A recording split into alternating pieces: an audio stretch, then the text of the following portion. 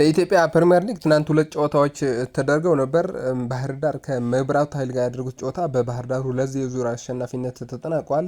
ኢትዮጵያ ንግድ ባንክ ከመቻል ጋር ያደረጉት ጨዋታም 0-0 በሆነ ውጤት ማጠናቀቅ ችለዋል። ጨዋታቸው እንግዲህ በኢትዮጵያ ፕሪሚየር ሊግ ትናንት የተደረጉ ጨዋታዎች እነዚህ ነበሩ ማለት ነው። የኢትዮጵያ ፕሪሚየር ሊግ ዛሬም ቀጥሎ ሁለት ጨዋታዎች ይደረጋሉ። ቀን 9 ሰዓት ላይ አርባ ምንጭ ከነማ ከኢትዮጵያ ኢንሹራንስ፣ ማታ 12 ሰዓት ላይ ሐዋሳ ከተማ ከሲዳማ ቡና የዛሬ የኢትዮጵያ ፕሪሚየር ሊግ መርሃ ግብሮች ናቸው ማለት ነው። በቀጥታ ወደ ውጭ መረጃዎቻችን ስናልፍ ትናንት በታላላቁ የአውሮፓ ሊጎች ጨዋታዎች ተደርገው ነበር። በእንግሊዝ ፕሪሚየር ሊግ 35ኛው ሳምንት ማንቸስተር ሲቲ ከወልቭስ ጋር በኢቲሃድ ስታዲየም ጨዋታቸው አድርገው ነበር። ማንቸስተር ሲቲ በኬቨን ዲብሬን ብቸኛ ግብ 1-0 ማሸነፍ ችለዋል።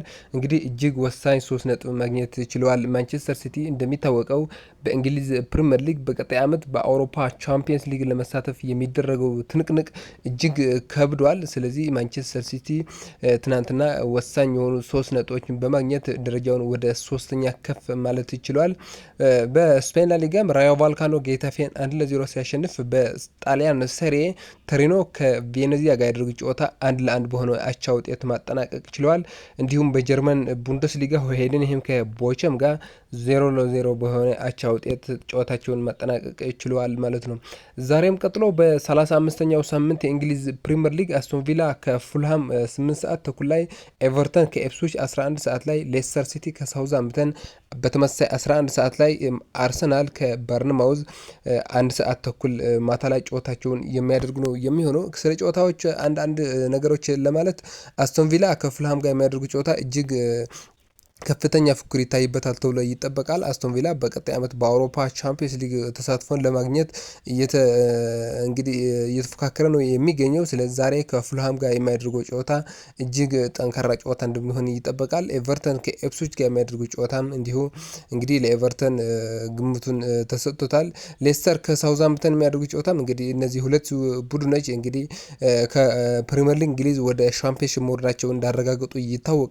ዛሬ የሚያደርጉ ጨዋታም ለመርሃ ግብር ማሟያ መሆኑ እንግዲህ ይታወቃል። አርሰናል በአንጻሩ ከበርንማውዝ ጋር የሚያደርገው ጨዋታ እጅግ ጠንካራ ጨዋታ ነው። በርንማውዝ እንደምናውቀው በኤደን ራዮላ እየተመራ እንግዲህ ጠንካራ እንቅስቃሴ እያደረገ የሚገኝ ቡድን ነው። ስለዚህ አርሰናል በፓሪሰን ጀርመን የደረሰበትን 1-0 ሽንፈት በግማሽ ፍጻሜ በአውሮፓ ቻምፒየንስ ሊግ እንግዲህ እሱን ለማካካስ እንግዲህ ዛሬ ከበርንማውዝ ጋር ጨዋታው ያደርጋል። በቀጣይ ማክሰኞም እንግዲህ እጅግ ጠንካራ ጨዋታ በፓርክ ደ ፕረንስ ላይ ይጠብቀዋል። ስለዚህ ዛሬ እንግዲህ ወሳኝ ተጫዋቾችን እንግዲህ ያሳርፋል ተብሎ ነው የሚጠበቀው። አርሰናል በአውሮፓ ቻምፒየንስ ሊግ በቀጣይ መሳተፍን እንግዲህ አረጋግጠዋል። አርሰናል 2ኛ ደረጃ ላይ ነው የሚገኘው። ስለዚህ ዛሬም እንግዲህ ወሳኝ የሚባሉ ተጫዋቾችን ያሳርፋል ተብሎ ይጠበቃል።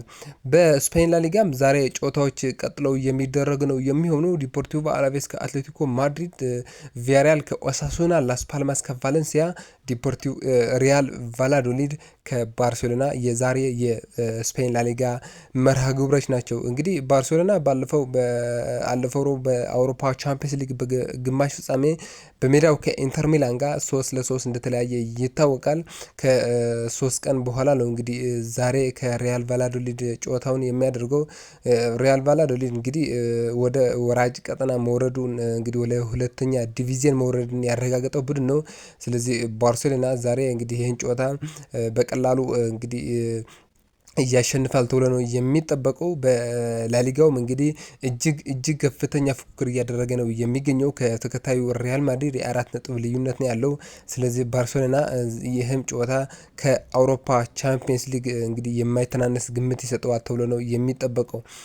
ሌላኛው ወደ ጣሊያን ሰሪኤን ስናልፍ ካግሊያሪ ከዩዲኔዜ፣ ፓርማ ከኮሞ፣ ሊስ ከናፖሊ፣ ኢንተር ሚላን ከሄላስ ቬሮና የዛሬ የጣሊያን ሰሪኤ መርሃ ግብሮች ናቸው።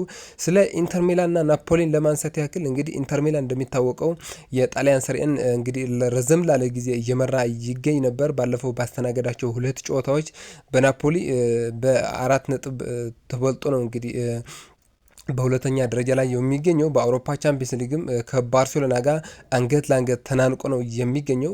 ዛሬም ከሄላስ ቬሮና ጨዋታውን ያደርጋል ማለት ነው። ናፖሊም እንግዲህ በአንጻሩ ምንም ሌላ ጨዋታ የለውም። በጣሊያን ሰሪያ እንግዲህ ጠንካራ እንቅስቃሴ እያደረገ ነው የሚገኘው ከሊስ ጋር የሚያደርገው ጨዋታ ዛሬም እንግዲህ በከፍተኛ ጥንቃቄ እንደሚጫወት እየተነገረለት ነው የሚገኘው። በጀርመን ቡንደስሊጋም ዛሬ የሚከናወኑ መርሃ ግብሮች ስንመለከት ሴንት ፓውሊ ከስቱትጋርት፣ አርቢ ላይፕዚግ ከባየር ሚኒክ፣ ቦሩሻ መንቸግላድባክ ከሆፈንሄም፣ ዩኒየን በርሊን ከወርደር ብሬመን፣ ቦሩሻ ዶርትሙንድ ከወልፍስበርግ የዛሬው የጀርመን ቡንደስሊጋ መርሃ ግብሮች ናቸው ማለት ነው። ባየር ሚኒክ ዛሬ ከአርቢ ሌፕዚግ ጋር የሚያደርገው ጨዋታ እንግዲህ 1 ነጥብ የሚያገኝ ከሆነ የጀርመን ቡንደስሊጋ የ24-25 ሻምፒዮን መሆኑን የሚያረጋግጥ ነው የሚሆነው ማለት ነው። ስለዚህ ዛሬ ከአርቢ ሌፕዚግ የሚያደርገው ጨዋታ እጅግ ከፍተኛ ግምት ተሰጥቶታል ማለት ነው።